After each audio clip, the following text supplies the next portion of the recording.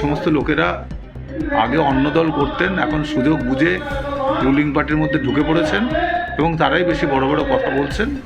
আমি বলি যে আমি 24 বছর নির্বাচিত কাউন্সিলর, আমি দীর্ঘ 12 বছর ভাইস চেয়ারম্যান ছিলাম, এখন আমি চেয়ারম্যান আছি। তমলুক মানুষের স্বার্থ আমরা খুব ভালো বুঝি, তমলুকের মানুষ ভালোবাসেন বলেই আমাদেরকে নির্বাচিত করেন।